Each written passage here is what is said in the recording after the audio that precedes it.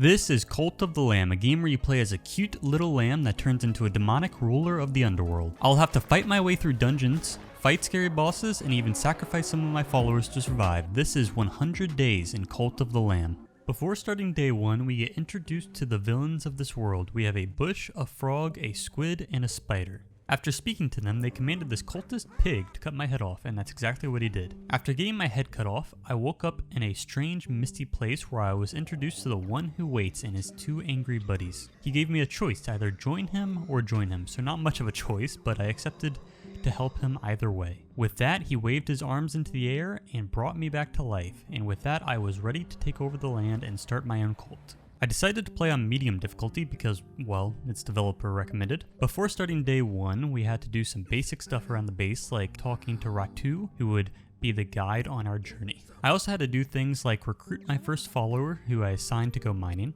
as well as other things like chopping trees, picking berries, and mining stones so I could craft a place to cook meals. Once we had all that done, Ratu told me I had to do more dungeons to progress farther, so I headed back to the dungeons. I had to do a quick ritual to open the door. Afterwards, I headed into my first dungeon. Inside the dungeon, I ran into many things like cultists and Ecllpze, who was one of the gods who tried killing me. I also ran into a person named Clawknack, who offered me 2 tarot cards, which seemed to be an upgrade of some sort. I decided to take Fortune's Blessing for the double healing. And with that, I went farther into the dungeon, fighting more enemies and collecting treasure along the way. After clearing out the dungeon, I eventually ran into my first boss, a weird furry grub creature who spits green balls of snot at me. It was a pretty easy boss fight, nothing too complicated, so I easily made quick work of him. After he was dead, I was awarded with a new follower, as well as 3 items. I could take 20 gold, 15 wood, or a necklace. I decided to take the necklace to give to my followers later. I was also awarded with a massive chest full of goodies. After looting everything, I left the dungeon, which activated 1 of 4 markers on the door, meaning I have to kill 4 more bosses to progress farther. Once back home, I accepted my new follower. I also built a shrine in the middle of town so that my followers could worship me. I also decided to build a temple. After building the temple, I went inside and held my first sermon. Inside the temple, I can purchase upgrades such as this one, which will give me half a heart. And with that, day 1 has finally begun. I started off day 1 by doing another Darkwood dungeon, killing all the enemies, buying tarot cards, and looting chests. Farther in the dungeon, I ran into Ratu again. He gave me my first ability, which was a fireball of some sort. With my newfound ability, I continued exploring the dungeon where I found another follower to add to my cult, as well as this totem where I can steal the god's devotion. After sucking up all the sweet devotion, I was introduced to another new friend called Hero, who gave me 3 stone fragments, which I would be able to use later on. On day 2, I continued clearing out the dungeon and came across the second boss, Valafar.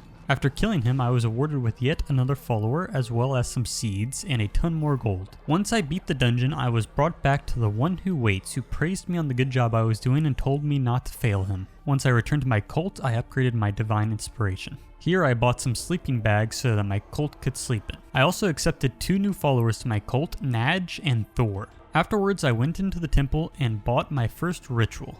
This ritual will increase my cult's faith by 30. After doing the ritual, I held a sermon which gave me enough XP to buy some more spells. At the end of day 2, I decided to chop down some trees so I could get some wood to build sleeping bags for my followers. On day 3, I headed back into the dungeon to do my 3rd crusade. Upon entering the dungeon, I was given a trader's razor and some tentacles as my weapons. Equipped with my new weapons, I dove into the dungeon fighting different enemies like this spiky dude and this big golden tiki head.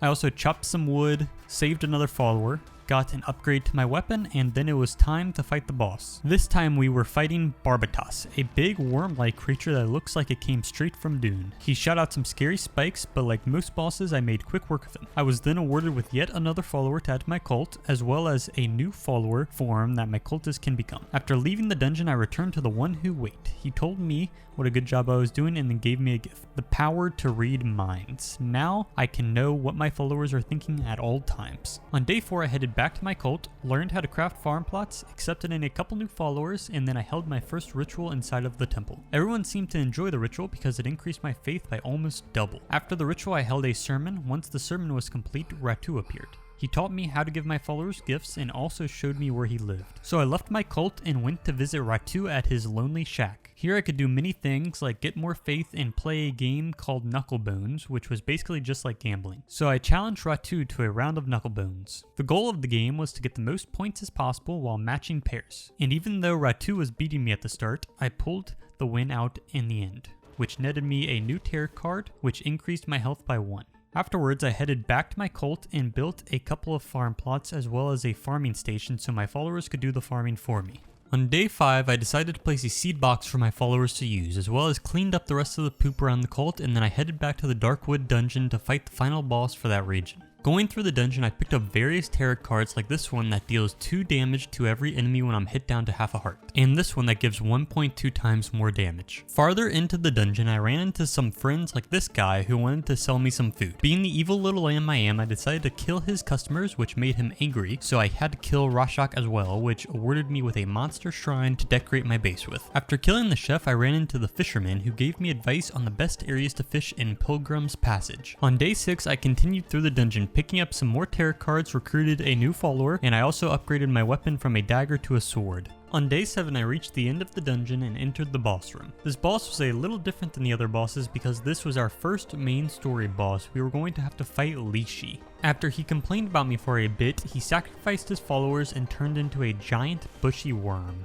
I knew this boss was going to be the hardest one so far. He had a lot more health and his attacks were a lot harder to dodge. But nonetheless, I decided I would give it my best shot despite only having half a heart. I got Ecllpze pretty close to death, but eventually he came out victorious and killed me, which made me lose some of my loot from the dungeon. Upon returning to my cult, I found out that one of my followers had turned into a traitor. Apparently I had to imprison him and brainwash him to make him behave again.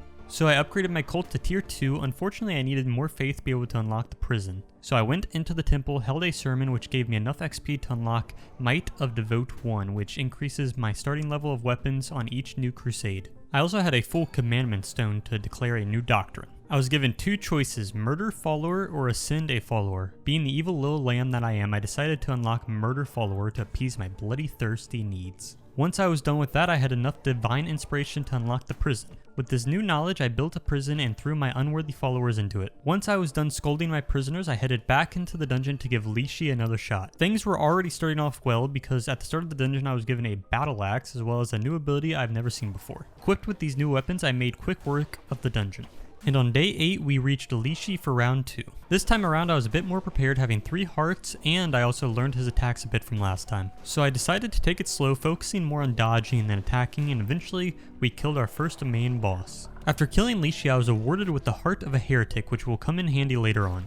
Upon returning to my cult, all of my followers gathered around me to worship the amazing feat I've accomplished. Once they were done worshipping me, I collected my divine inspiration and locked an offering statue so my followers could worship me even more, and then headed into the temple to see what I can use this heart for. Turns out the heart can be used to unlock permanent upgrades for my lamb. I decided to take the darkness within because at the start of every run I will be given an extra heart that also damages enemies. On day 9, I decided to do some base maintenance, so I went around sweeping up all the poop and building some more beds for my followers to sleep. After building the beds, I went into the temple to declare a new doctrine. This time I unlocked the fighting pits, so I put 2 of my followers up against each other in a fight to the death. I decided to let my follower live for now, but next time I won't be so generous. After my followers were done fighting, I picked up my tarot card and headed back to the dungeons. Upon returning, I was met with one of the chains shaking and eventually breaking, unlocking the next dungeon. I needed at least 7 followers to open up this door, which I already had, so I performed a quick ritual and into the dungeon I went. At the start of the dungeon, I was met with 2 new weapons, a fisty weapon and a triple shot, so I took them both and pushed forward. In this dungeon, we would be fighting our way to Heket, the frog god.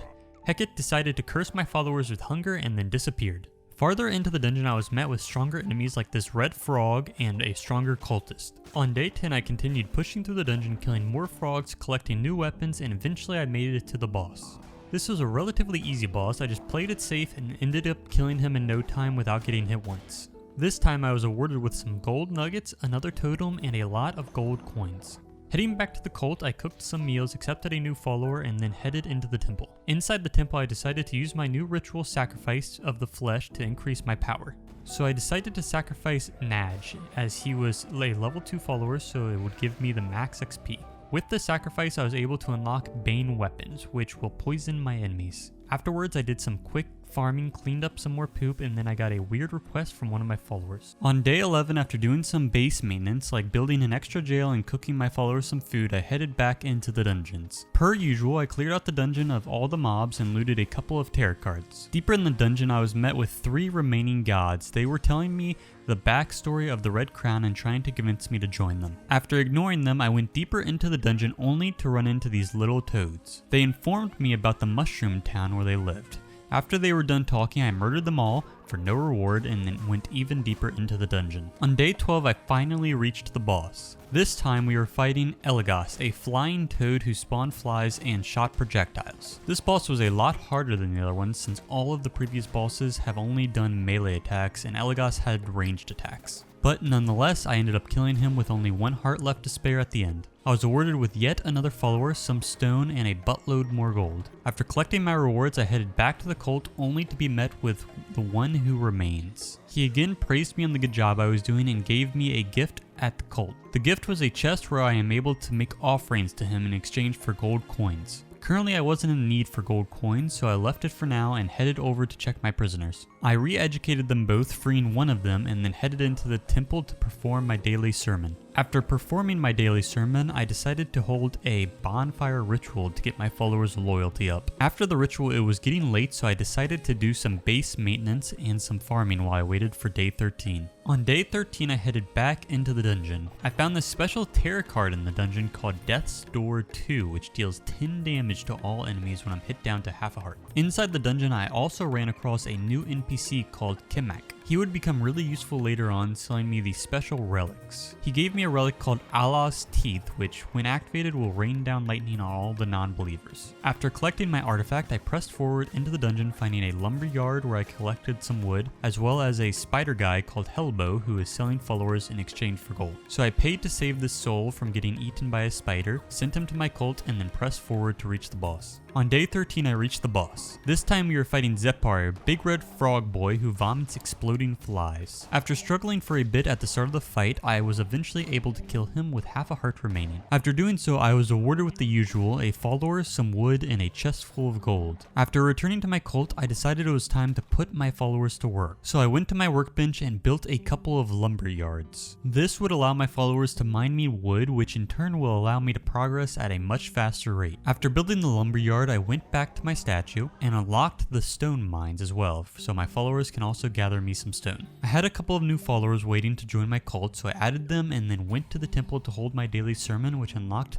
Hero of the Faith 2, which gave me another half heart. After leveling up, I also unlocked a new ritual, Loyalty Enforcer. This will allow me to assign one of my followers to enforce the law around the cult. So I held a ritual and assigned Jadi as my first enforcer. I also decided to hold another fighting pit tournament, so I put my 2 lowest followers against each other, and after the fight I wasn't feeling so merciful, so I gave my follower the go ahead to finish what he started, killing one of my followers in the process but increasing the overall loyalty of my cult. After all the exciting rituals, my cult was pretty hungry, so I cooked up some meals for everyone. Afterwards, I decided to teleport over to the Spore Grotto to see what was going on over there. Once I arrived, I was met with a bunch of mushroom people who wanted to sell me tarot cards. Ignoring them, I went deeper into the camp where I found a guy named Sozo. He promised to teach me how to brainwash my followers in exchange for some mushrooms. I currently didn't have any mushrooms, so I would have to leave for now, but I would definitely be returning later on.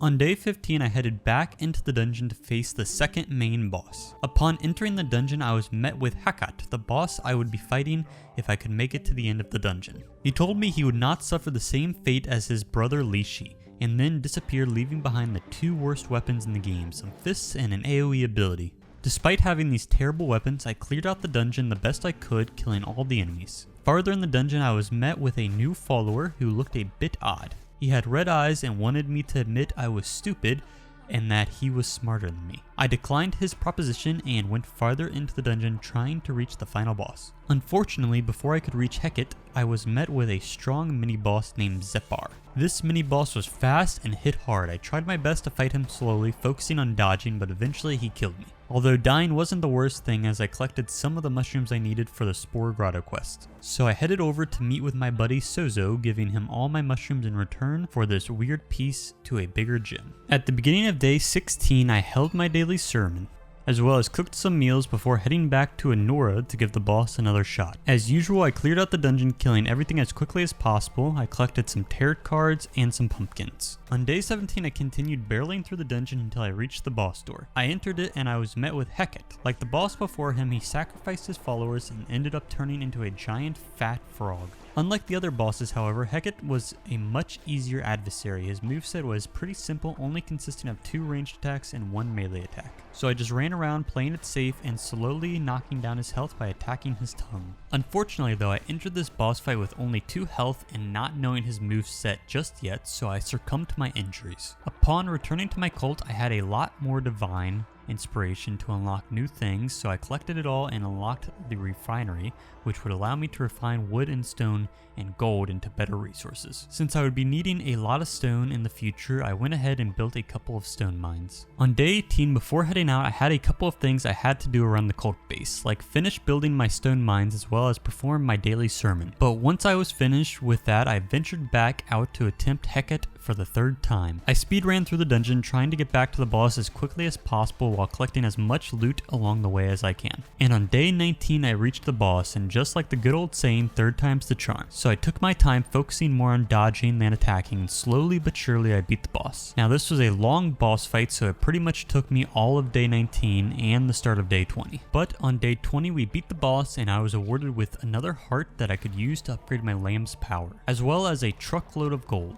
Upon returning to my cult, my followers were worshipping me once again. After they were done worshipping me, I headed straight to the temple to upgrade my lamp. This time around I decided to take the hunger buff. This would allow me to get an extra heart once per crusade every time I eat something. Once I was done with that, I headed over to the lumber mine and stone mine and collected all my supplies. I had quite a lot of wood and stone, so I decided it was time to upgrade my followers' living quarters from beds to tents. On day 21, I held my daily sermon and then did a sacrificial ritual. I decided to sacrifice Jaddy because even though he is my right-hand man and a loyal follower, he's getting old and his time is almost here.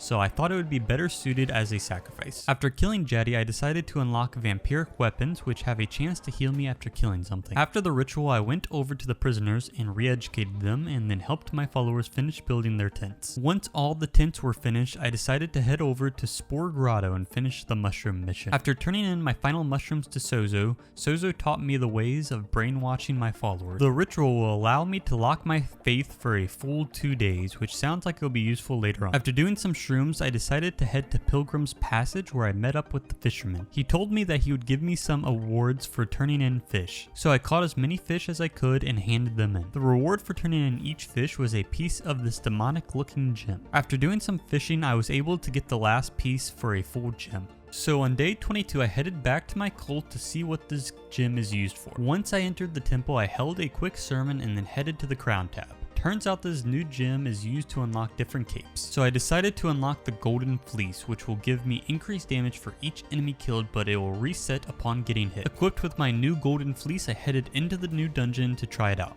After killing a couple of enemies in the dungeon, I realized that this new cape is going to be very overpowered as long as I don't get hit. However, after slowly making my way through the dungeon, I made it to the boss, Ecllpze, with an 85% damage multiplier. And the damage doesn't seem as broken as I thought it might be. However, I gave the boss a good try and was able to kill him. On day 23, after killing Ecllpze, I returned to my cult. Upon returning to my cult, I did some re-educating to my prisoners. And then I headed to my totem, where I unlocked an outhouse so my followers can stop pooping on the floor. In order to craft the outhouse, I need some refined wood, so I quickly built a refinery and then queued up some wood planks for my followers to craft. All there was to do now is wait. While I was waiting for my planks to refine, I accepted in a couple new followers as well as held a daily sermon. I was getting tired of waiting, so I decided to do a dungeon while I waited for my planks. Upon entering this dungeon, I was met with what would end up being my favorite weapon in the game, the hammer. This weapon is a heavy-hitting, slow weapon that has an AoE. It quickly became my favorite weapon because it can one-shot most enemies, which made it really easy to stack up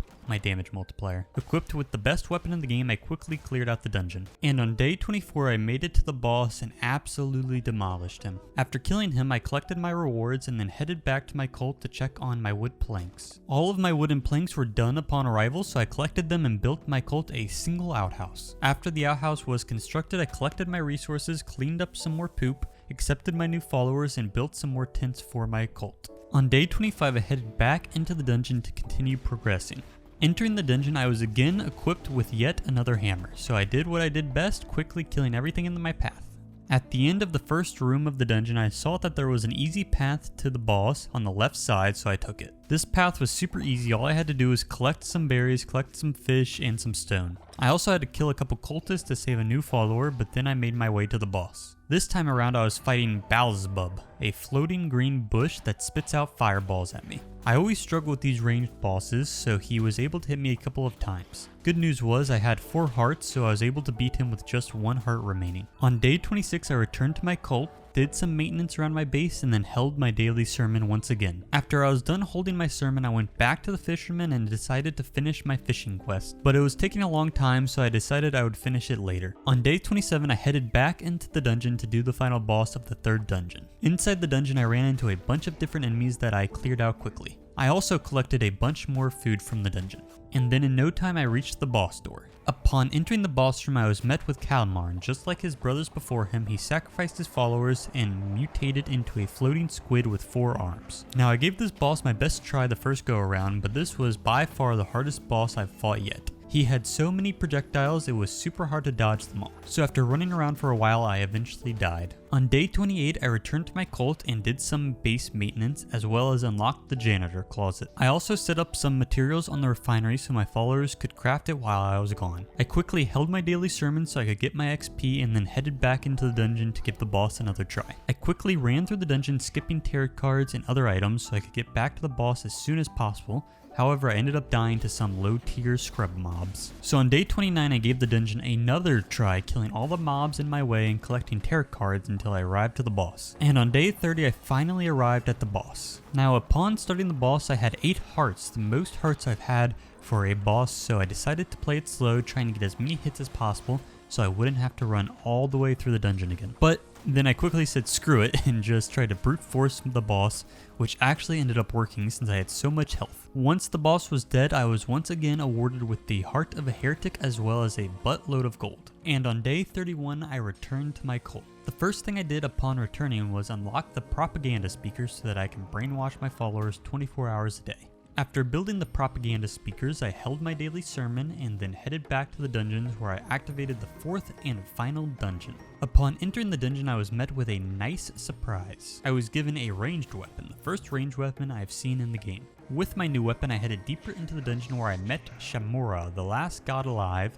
that tried to kill me. Unlike his brothers, his power was to turn my followers against me. So he brainwashed Haj, which forced me to have to kill him. After killing my own follower, I dove deeper into the dungeon, clearing out it as fast as possible. On day 32, I continued clearing out the enemies until I arrived at the first boss of this dungeon. Ecllpze was a relatively easy boss. All I had to do was watch out for his crosshair on the floor and I was pretty much good. So I ran around dodging as much as I could, getting hits in whenever I can until he eventually died. After killing him, I returned to my cult where I constructed a janitor station for my followers. I also cooked a couple of meals for my followers and then I did some quick farming. On day 33, I set up a couple more tents and then headed back into the dungeon. Inside the dungeon, I found this weird stone that gave me a new location on the map called Mita's Cave. After that weird encounter, I continued my way through the dungeon clearing out the enemies. On day 34, I reached the boss of Vepar, a giant worm creature with egg sacs on his back. I only had 2 hearts at the start of this fight, so it was going to be a tough one. But the good news for me was this boss only had 1 attack, spitting poison on the ground, so as long as I kept moving, I